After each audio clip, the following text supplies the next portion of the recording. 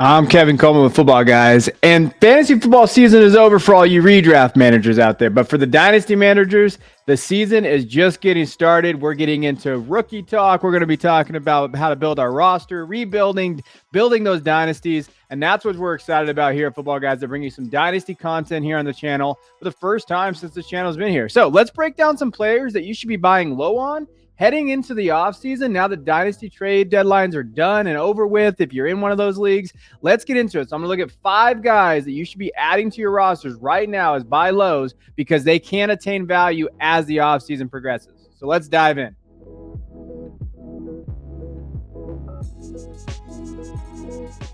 All right, first guy that we're going to talk about, we got to talk about Jordan Love, quarterback from the Packers. So I know what everybody's going to be hearing. We've been hearing this forever.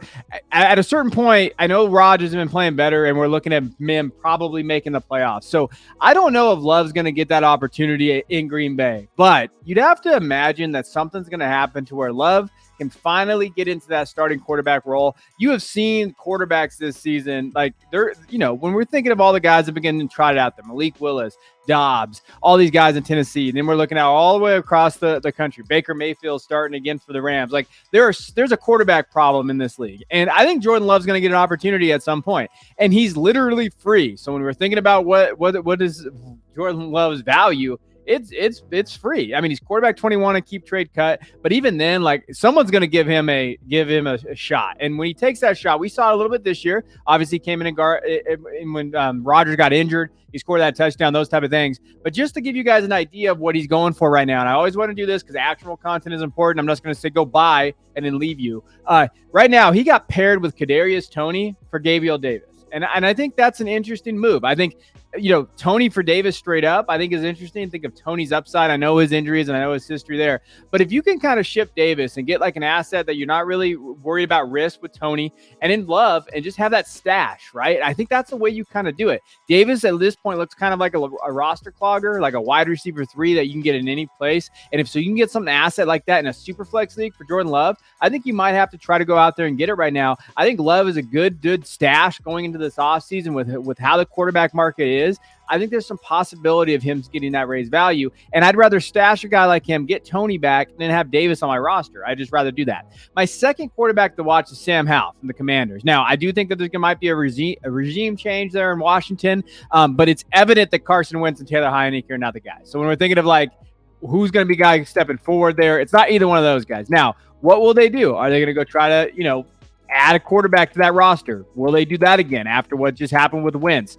I don't know, especially with the new regime there. Thinking about where they're at right now, they're at number 14 overall in their draft capital before this next week goes. They're probably not going to be able to add a quarterback in that room. So who's valuable? It's Sam Howell, right? When we think of where he's at. He was productive in college. He threw for 10,000 yards, 92 touchdowns, 28 interceptions. He was Drake May before what Drake May is doing, right? Like that was Sam Howell. And when he also rushed for 1,000 yards. So I think that there's value to be had in trying to get maybe Howell on one of your rosters. Remember, this is buy low. Just get him, like add him as a throw-in. Now, for perspective of what he's going with, someone traded Baker for Howell in a second.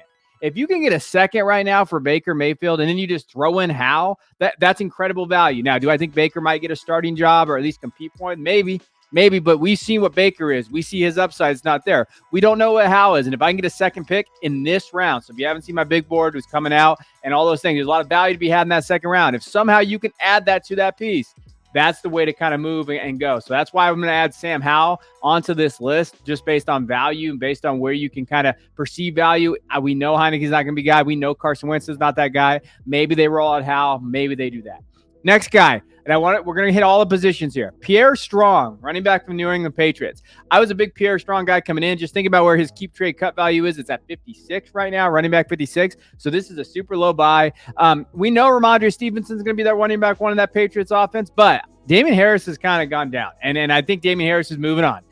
Pierre Strong came in and looked like, hey, he could be that option, right? So he averaged 10.6 yards per carry, 6.4 yards per reception. He's found the end zone in one game, right? So when we're thinking of where then he saw that breakout. He's a pass catching back. He could do that in college. He's that gap guy and go. So he's going to put his foot down and go. I think he could be a very, very solid complement to Stevenson. Now, obviously Stevenson there is going to be capping his upside, but think about value based, right? So when we're talking about value in Dynasty, if they move on from Damian Harris, and then Kevin Harris, people forget that too when we're thinking about what Kevin Harris is going to be.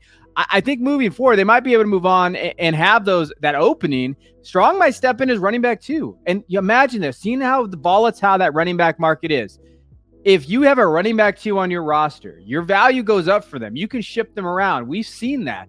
People get desperate in leagues. So if you can add Strong, who's running back 56 right now on keep trade cut, think about that. He's not even a top 4 guy. He's not even a running back 4 in people's eyes. If you can add him and then he becomes a running back 2 on his own roster with pass catching upside, that's how you do value, right? That's kind of how you look at it. So projecting forward, that's not a bad buy low. Now, when you're looking at what he's going for, so someone traded a 3rd round pick for him and Cole Kmet.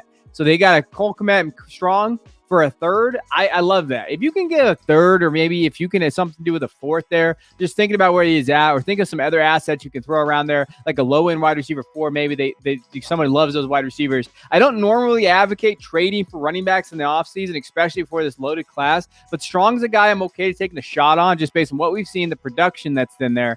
And the time that he kind of spot started, but also just based on that situation and how that could work out next year. I think he's an interesting buy, and I think he's a cheap buy. Now, another guy, and I don't want to just keep giving really deep guys, but Jameson Williams from the Lions, I think, is a perfect candidate for this. So he's at wide receiver 17 right now on keep trade cut, but his value hasn't been crazy, right? So when we're thinking of what he's done, he had a 40-yard in carry this last week. He's had 3 games where he hasn't caught a pass, though, in the season. And when we're looking at it, he basically was just brought in to get his feet wet and just be ready to go for next year. But he just hasn't gotten that opportunity. Now, dynasty managers might get a little nervous about this. When you see Olave and all these other guys coming and actually stepping up, it might be, hey, Jameson might not be that guy moving forward. Somebody like George Pickens is shooting up, mock drafts and shooting up value charts. You might be able to ship Jameson or go get Jameson, ship a Pickens plus right now for Williams. And people need to remember, Jameson Williams commanded 31% dominator rating in college his last year, 1,500 receiving yards, 20 yards per reception, 15 touchdowns. He was absolutely phenomenal, but that injury, right? And when we move forward and we're projecting the Lions offense, Goff looks like he's going to be that guy moving forward. Williams could, and I know Amon-Ra, and I love Amon-Ra, but I think Williams could step in right in that role. Wide receiver 1-2 on this roster that has shown to produce fantasy outputs. I would go take a shot and say, hey, you know what? Maybe I can go get this kid. And going next year, he's probably going to be the guy that improves in value the most. Now, I could be able to buy him for cheap, but I will give you a couple deals that he went for. He went straight up for Juju. So someone traded Juju Smith-Schuster for Jameson Williams. I like the upside play there. I think Juju's been fine with Kansas City, but does he come back? I think that's a risk, right? But I'll take a shot on Jameson's talent there. Also, another deal that I like, it was Jameson in a 4th round pick, a 23 4th for Jerry Jeudy in a 3rd. So if you believe in Jameson and Jeudy, you're done with the Jeudy train. The Russell Wilson. I feel like we've been hearing this about Jeudy for the last 3 or 4 years. 3 years. Oh, just if. Well, at some point it's got to come to fruition, or you're holding an asset that's going to be aging and aging out on your roster. So if you believe in Jameson and you can grab them and grab maybe a 4th round pick back or try to get a 3rd, I think that's an interesting area there. But I think Jameson Williams is one of those guys that's going to increase in value going forward. And next year, you're going to see a big bump up. And it would not surprise me to see him in that top 15 category.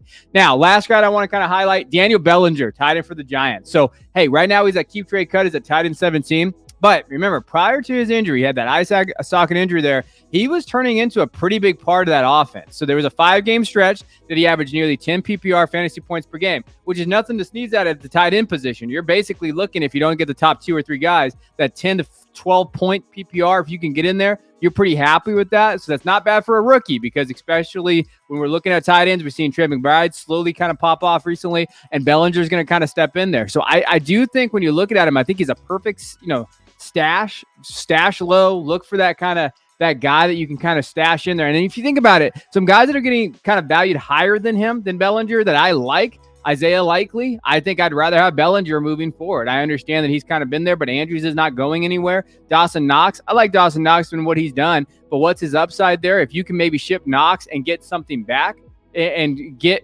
Bellinger plus something, maybe a 3rd, okay, I'll take that for Knox because perceived outcomes are probably the same thing, right? So when we're thinking some guys that are ahead of him, Likely, Knox in that area, Noah Fant, value kind of right around there. And I actually like Bellinger just because you're looking at, hey, they're probably going to bring Daniel Jones back. That offenses look good. So maybe you take a shot on Bellinger, and he's a good stash, buy low guy. So those are my 5 guys kind of going into this offseason, who you should be kind of taking a look at. Maybe you can stash him. Maybe you can find him on the waiver, like Sam Howell. Maybe he's still out there, depending on how deep your league is. So Jordan Love is my first guy. Sam Howell, Pierre Strong Jr. from New England, Jameson Williams, probably my favorite one, if you can go out there and kind of add him to your roster. And then Daniel Bellinger would be the last guy that I would take a look at. So I appreciate you guys. Hit that like and subscribe button here for Football Guys. We're going to be bringing you Dynasty content all off season. We're really excited about it here at the channel and at the website. So we appreciate you guys. Until next time.